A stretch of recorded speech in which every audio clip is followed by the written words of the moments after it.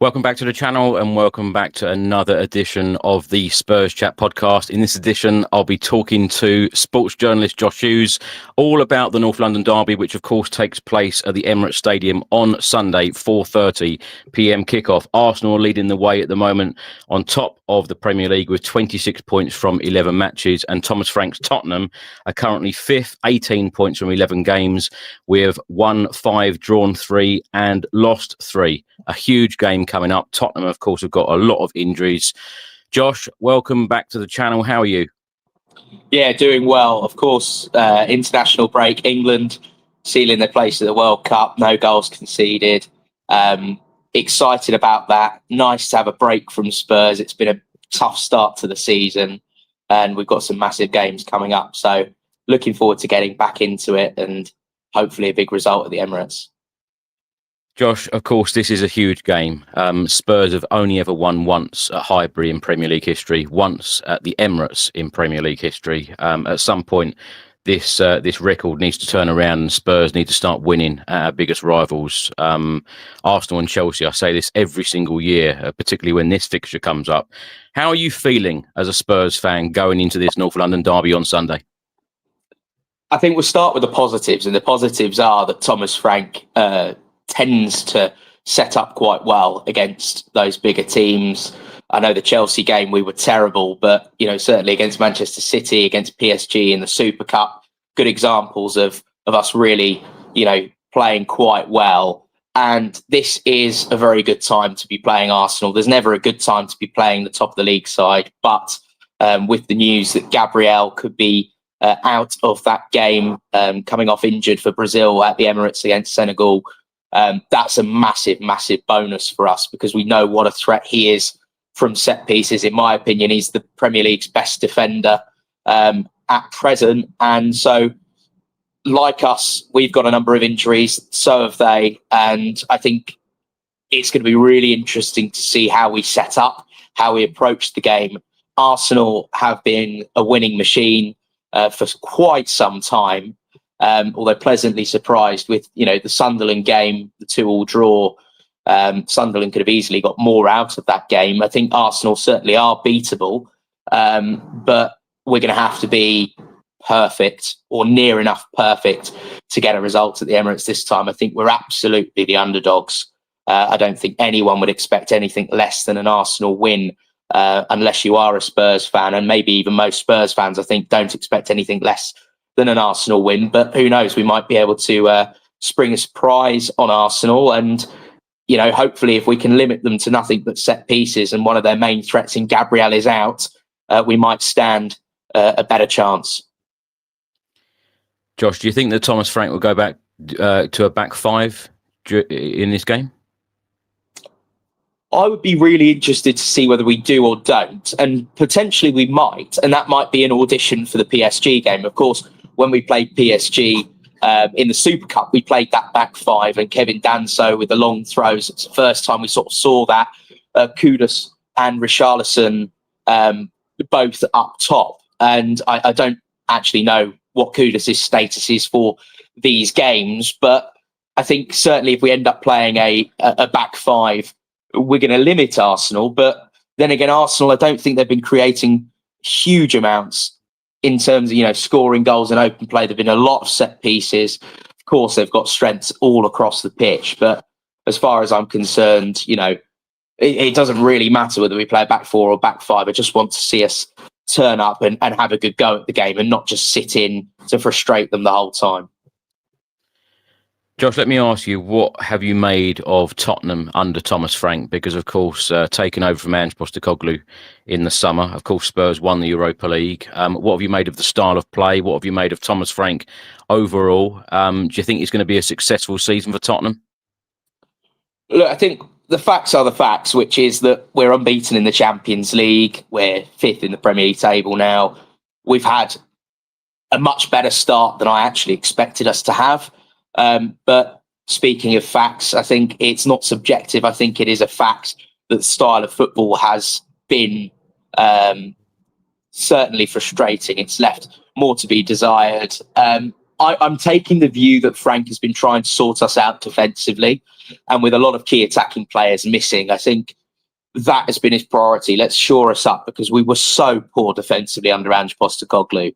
But I think what's happened is it's gone too extreme in one direction, and it's almost as if we've forgotten that we need to try and score goals to win football matches, and we need to, certainly at home, there is an expectation amongst us Spurs fans that we go and we get on the front foot. And I think there was a stat that came out this week that Spurs have only attempted 4 through balls all season, and only 2 of those being successful. And I think at least one of them led to a goal. That is quite damning, because I think what we've all been frustrated seeing is you turn up at the Tottenham Hotspur Stadium, certainly you, Chris, going, over land and sea to watch our club. The amount of times where you can see a forward pass is on, but no, we take too long on the ball, turn, play sideways and backwards. And I really am struggling to understand whether this is Thomas Frank's coaching or whether this is down to the players. I think the truth is probably somewhere in between. But we're not creating enough chances, and we're not taking the game to teams as much as we should be. But it's still early days, and I think there are still some positives to be taken. I said, just before we went live, at the end of the day, the most important thing is the points on the board, and we are in a good position in terms of points. I think if you'd said to me, we'll finish 5th this season, and we get into the knockouts of the Champions League, I would have, snapped your hand off for that, because I was expecting this would be a tough season after Ange Postecoglou left, after winning the Europa League and seeing, we've spoken many times about how we feel like we were left short again in the summer. Shock. Tottenham board leaving us short in a transfer window. And with the number of injuries we've had, and certainly I think the most sort of damning thing really is the amount of goals in terms of goal contributions that we're missing in this team, because with Kulusevski, Solanke out, James Maddison out, and now Son no longer at the club, those are our 4 most productive players last season in terms of goals and assists.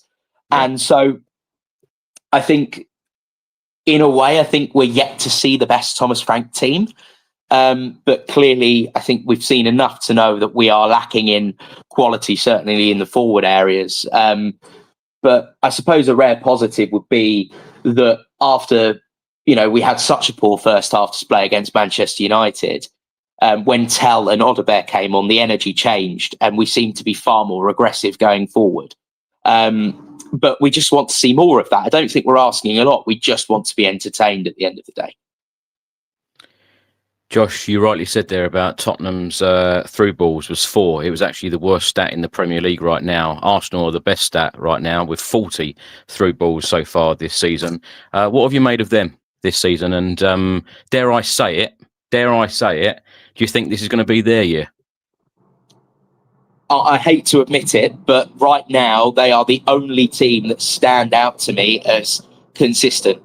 And I know, of course, they got a draw against City, they got a draw against Sunderland, and they lost that game to Liverpool at Anfield. But all in all, no matter what competition, they keep on winning, and it doesn't matter what scoreline and how many games in a row do they keep a clean sheet. And they've barely conceded any goals this season across all competitions.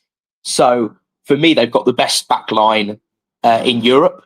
I think that combination of Gabriel, Saliba, Calafiori has been magnificent for them. Timber's been fantastic. And David Raya, who is one of the top goalkeepers in Europe, has been a really solid foundation for them. And then having Rice and Zubamendi in midfield, 2 incredibly different but very, very good players. And then they've got goals and quality kind of from all areas of the pitch, and they've got so much strength in depth. And now I think this is the first time their depth is being tested with some injuries. But no one's been talking about Odegaard, because you've got the likes of Nwaneri, you've got the likes of Marino, Havertz, Saka, you've got all these Trossard, you've got all these attacking players, so much quality in that squad. I think that, I would expect them to be favourites to win the Premier League. I would expect them to be favourites or amongst the favourites to win the Champions League. I would say right now in Europe, the only side that I've looked at this season that I think have been better than Arsenal has been Bayern Munich. And I think that's really high praise. And it doesn't come easy to say this, but I think they've had so many years of being close to the top. And then what did they do in the summer? They went and got Victor Gyökeres, and they went and strengthened even further. And I think that's a sign of a good team, is when you're in a position of strength, you keep on building, you keep on adding, you keep on growing. So whilst we remain to see whether the usual Arsenal crumble gets served up with a scoop of ice cream come the end of the season, right now, I think if I was an Arsenal fan, God forbid, I think I would be feeling really, really positive right now. Josh, you mentioned the Tottenham board a couple of minutes ago. Now, of course, it has come to light from David Ornstein yesterday that if Spurs, want to go and sign Antoine Semenyo from Bournemouth, the release clause is £65 million. If Spurs wanted to show real ambition, surely we go and get him in January. Well, first of all, I wonder why we didn't do it in the summer. But second of all, absolutely, we should be trying to go and get him. But which other teams are going to want to go and get him? I think Liverpool need a winger right now, and I'm sure they have seen enough. I think he got 2 goals, didn't he, on opening night at Anfield? And I think this is the problem we find ourselves in. When we have a summer window where we don't do the business, you end up in a situation where you've got other clubs around us competing, either above us or in and around us, that will go and buy players they don't even necessarily need. Chelsea's another club. I wouldn't rule out Chelsea going and putting 65 million on him. I live with 2 Chelsea fans, and they both said, we don't need Semenyo, but we'd absolutely take him. And we believe that Chelsea is the type of club that would go out and get him if they fancy it, because that is just how they operate. And so, as much as 65 million, absolute steal for a player of Semenyo's quality. And I think if Semenyo gets the opportunity, hopefully we can have agent Kudus putting in the work with those Ghana links. And he will need to do a lot of heavy lifting to convince him to come to Spurs, because, there are several other clubs that could go in for him. Arsenal could decide they want another winger. If someone like Martinelli decides to go to Saudi. And that's the problem. You try and sign a player of that quality who's been so good. All the other top teams are going to want him. And what's going to make him want to join Spurs over those other teams? So it's going to be very tough. I really hope that we show that ambition straight away. And you'd like to think that the club is already in contact with the player and his agent and the club. But at the same time, you just wonder, why did we not act in the summer? We were desperately short in that department. We've seen it come to light this season. I really like Godebert in terms of his work rate, but he's still quite a long way off being the player that we'd all like him to be. It's very clear that there is a mismatch in our team at the moment. We've got real quality in Kudus, but on that left-hand side, we don't have the same. So we were linked with Savinho all summer, and then we ended up not signing a left winger. So it makes you wonder, if we don't get him, there's probably a very good reason for that, which is if we'd acted sooner, we may well have had him. Yeah. Josh, final question for you. Give me a score prediction and a predicted starting 11, and I'll be really interested to see who you put in at the number 9 position, because, of course, Matisse Tell came on against Manchester United in our last Premier League game, scored. You mentioned Odobert there. Both of them, that duo came on in that Manchester United game and made a difference. And they were impact players from the bench, and that is all we ask. And that's all Thomas Frank asked, that he actually said in the press conference, I wanted him to come on and score a goal. It's exactly what he did. Of course, he's on the score sheet for the France under-21s this week as well. What's your predicted 11, and can we do it at the Emirates? I think the best result we can get is a draw, to be perfectly honest. We rarely ever get a result. I think it's, as you say, 1 win at the Emirates in the league, 1 win in the League Cup. In these games, no matter what happens at the Emirates, Arsenal always seem to find a way to get a result. And so I think we'd be doing very well. And I would be very happy, actually. I would take a draw right now if you offered it to me, because it's the type of game we could easily be going and losing. So I'm going to go. I think Arsenal is certainly the more likely side to win. But if I'm going to be optimistic, I'll go with a 1-1 draw. And then in terms of the lineup, it's got to be Vicario. I actually would go back 5 for this game. I would go with Udogie, Porro, then Romero, Danso, and really, really push those wing backs higher up the pitch. Then, of course, that means that we're going to, one of those attacking players is going to miss out. I don't know where we're at with Kudus. Where are we at with Kudus? Do you know if he should be back? They are very hopeful that he's going to come back for this game, yes. Okay, so in that case, you definitely take the risk. So midfield, you go... I don't think Sarr will be fit, so it'll probably be Palhinha and Bentancur. And then I would go with Kudus. I'd be tempted to go Kudus and Richarlison, because I think Richarlison, as much as I don't want him to start, he probably will start anyway. And I quite like his aggression in these sorts of games. And then I would probably go in the 10, I would go Xavi Simons, obviously scoring for the Netherlands. And he seems to have let his hair out now, very Marc Correa-esque. Hopefully that will signal a change in his form. I reckon we'll probably go with something like that. And to be honest as well, when we played PSG in the Super Cup, Richarlison and Kudus really did link up quite well as a front two.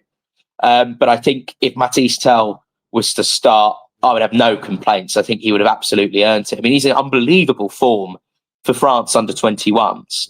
And for Spurs, as you said, he came on, was asked to score a goal. He did that, took it very well, and was a real presence. And again, he's one of those players that seems to lack a lot of quality, but his work rate is superb, and I can't fault him for that. And then that hopefully gives us some options going forward. I'm sure people will be screaming in the comments, no to Richarlison, but whether we like it or not, I think he'll be starting that game. Josh, can I very quickly ask you this? Because a couple of days ago, it came out that Thomas Frank has done an interview. He's writing a book based on him managing at Brentford and managing the Premier League. He came out and said that he had interviews on the same day last year at Manchester United and Chelsea, and has come out and said that he has a crazy job and he's got a crazy challenge at Spurs. What's your reaction to that? Well, yeah, if you're not ready for a club with the expectations at Spurs, you shouldn't have taken the job. I think that's part and parcel of it. You're moving to a club that has won a Europa League trophy, is a traditional Big Six club. It's a different environment to what you would have at Brentford. So the weight of expectation goes up. I think the thing that stood out more than anything was him talking about speaking with Man United and Chelsea. Why did neither of them offer him the job? Yeah. I mean, not to sort of put a downer on Thomas Frank, because I don't dislike him. I'm certainly not one of those people that's been getting on his back as much as others. But it does make you wonder. He obviously had talks with both Chelsea and Man United, and they didn't offer him the job. So it's interesting. I'm not quite sure why he's come out and spoken about that. I think the whole timing of it is all a bit weird. I'm not really a fan of people doing books. I think it's wait until you've retired. I think it's, do you know what? It falls into the same category as James Maddison doing these stupid YouTube videos. You're a paid professional footballer. You're under a contract. I know you might be injured. Why are you doing it? Focus on your football. Focus on getting fit. And the same thing with Thomas Frank. Now, he's got an incredible story. He wasn't a professional footballer. He had his career ended very early, and he took up coaching at the age of about 20 or something like that in Denmark. And he's had this unbelievable journey to where he is, and he should be absolutely praised for that. But the time to write a book is when you retire, or when you are not working at a club, not whilst you've got a really important new job and you've got some very big games and the weight of expectation is higher. I just think it's a bit distracting for what you should be focused on, especially when the football's not as good as we wanted it to be. Josh, so what score prediction are you going with? Yeah, we'll be positive and we'll go 1-1. 1-1. Okay. Well, thank you so much for joining me. Have a good week, and the nerves will certainly start kicking the closer we get to that kickoff on Sunday afternoon. Josh, have a good week, and I'll speak to you soon. Thanks for watching, everyone, and come on, you Spurs.